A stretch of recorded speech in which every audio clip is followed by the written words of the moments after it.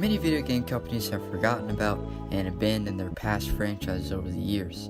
Sega is especially guilty of this with their old Genesis titles. However, Sega isn't the only one to neglect past franchises. Nintendo has done it as well, and one of those forgotten games is Startropics. Not many people remember or know about this game at all, and to tell you the truth, I didn't know what it was until last year or so. And this is my first time playing this. Now, one interesting thing about this game is that while it was developed in Japan, it was made specifically for American audiences, and was only released in America and eventually Europe. The game follows a boy named Mike Jones. He's a 15-year-old baseball player, and one day Mike gets a letter from his uncle asking him to visit a place called Sea Island. However, upon arriving, he soon finds out that his uncle was kidnapped, and so Mike sets off to find him. It's a simple plot, but it works, and it's good enough for me.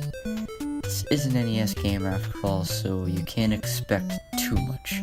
Now, the game is split into two separate styles, overworld exploration and dungeons. Let's start with the overworld stuff. These are pretty reminiscent of older RPGs like Final Fantasy and Dragon Quest, just without the random encounters. You'll go from island to island, visiting different villages and talking to the locals, amongst other things. And each island has something new going on to keep things interesting.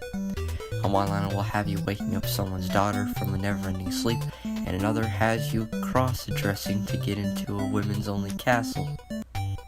Cross-dressing in a Nintendo game. 10 out of 10. Overall, I enjoyed exploring these islands a lot, and along with exploring islands, you can also ride in a submarine and go across waters to find new islands. Now, don't expect weaker levels of sea exploration, because it's very limited, but it's cool that it's here. Oh, and for some reason, all the villages' names end in the word cola. I guess to reference America's unhealthy obsession with soda. The game also has a pretty good sense of humor, and it doesn't take itself seriously at all. And while it's not as witty or funny as games like Earthbound or Undertale, it still has a lot of charm, and that helps in separating itself from other adventure games from the time.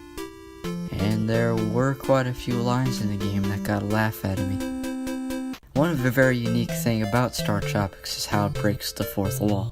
At one point in the game, you are told to dip your uncle's letter in water, but there is no letter in the game itself. The original game came with a physical copy of that letter, and you would actually dip the letter in water to reveal a code that you would use in the game. Now that's pretty cool, and I've never seen another game do anything like that. Okay, now time to talk about the real meat of Startropics, the dungeons. These were directly inspired by The Legend of Zelda, as you could probably tell. In these, you battle enemies, solve puzzles, gather weapons, and defeat bosses. Now, I decided to play a little bit of the original Zelda to see what it's like. And I'd honestly say that Startropics dungeons are better than Zelda's. One thing you'll notice immediately about these dungeons is how Mike controls. If you tap a direction on the D-pad, Mike won't actually move in that direction, he'll just face that direction. So you have to press and hold the D-pad a bit longer in order to actually move. This definitely takes some getting used to, but it actually works in the game's favor since you can face the direction of an enemy and attack them without running into them. Speaking of attacks, Mike's main weapon is a yo-yo. Like I said, this game doesn't take itself seriously. You can also get other items in the dungeons such as baseball bats, torches, and more. However, all these secondary weapons have limited ammo, so you have to be careful. One common thing you'll see in these dungeons are blocks. Lots and lots of blocks. You'll navigate through dungeons on blocks, activate switches on blocks, and attack enemies on blocks. Overall, these dungeons are pretty fun and satisfying to go through, and there's a healthy variety of enemies and challenges in them. But it's not without its flaws. See, Startropics is hard. Very hard. Now, there's not much wrong with hard games, and that's coming from a kid who thinks Crash Bandicoot 1 is great. But Startropics can be downright frustrating. Some of the enemies and obstacles in this game are ridiculous. Some are invisible, some take a lot of hits, some shoot at you a whole bunch, and some could kill you instantly.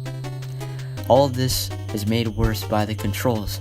Now I know I said the controls work well, and they do, for the most part.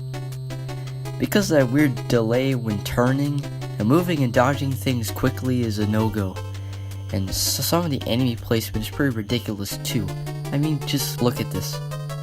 Do I even need to explain it? Now keep in mind, stuff like this really only happens in later dungeons, but it's still annoying nonetheless. But, without a doubt, the biggest issue I have with this game is how health is managed. Okay, so your health is represented with hearts, just like Zelda, and you can get heart containers in the overworld to increase your overall health. Sounds fine enough, but recovering your health is the problem. Now you can find recovery hearts and potions in the dungeons, but they're pretty scarce. Either that, or they're a pain to get to. This makes things very annoying, because there have been plenty of times where I knew I could have beaten a challenge if I had more health. But what's worse is that besides the heart containers, there's really no way to recover your health in between dungeons, and most of the time, when I beat a dungeon, I would be pretty low on health. That meant having to enter the next dungeon with low health. And I think it would have been great if your health was replenished when you beat a dungeon instead of getting points. And this health issue made a lot of boss fights way harder than they needed to be. Towards the end of the game, Mike ends up finding his uncle, and also finds out that he was abducted by aliens. Yes, this game has aliens. Mike's uncle tells him to go aboard an alien ship and defeat the evil alien, Zoda. Oh, and then remember when I said this game doesn't take itself seriously? Well, and when Mike sees Zoda for the first time, he gets so scared that he jams bananas in his ears.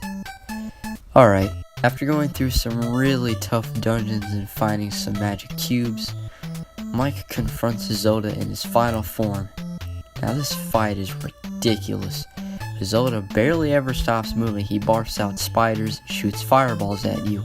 Combine that with the control and health issues I mentioned earlier, and you've got a recipe for frustration. Or maybe I just suck, I don't know. After Zoda's defeated, the ship begins to shut down. Mike then grabs the last magic cube and falls off the ship into the ocean. But luckily, he's saved by a dolphin that he rescued earlier in the game. And I thought that was pretty neat. Mike reunites with the people in Maricola and combines the 3 magic cubes he found on the ship. This ends up resurrecting an ancient alien race. Okay, that's a bit weird, but alright. The Islanders end up offering them a place to stay, thus ending Startropics. Overall, I think Startropics is pretty good. It has plenty of issues, but none of them are so bad to where it makes the whole game unplayable. It's a hard game for sure, but it is definitely beatable, and it's pretty satisfying to overcome all the challenges the game throws at you. With solid gameplay, fantastic music, and a good sense of humor, I definitely say Startropics is worth checking out. But I highly recommend you play a version that offers save states. It may make the experience a bit less frustrating. And you know, it's a shame that Nintendo has left this series behind. It did receive a sequel in 1994 for the NES, but at that point, no one cared about the NES anymore. It was basically doomed for failure. I really would like to see a remake of this game, just so it can regain some interest from people, or maybe an assist trophy in Smash Bros, I don't know, just something to give this game some recognition. Although I'm at least glad that Nintendo has re-released this game several times over the years, so I and many others can experience this forgotten classic.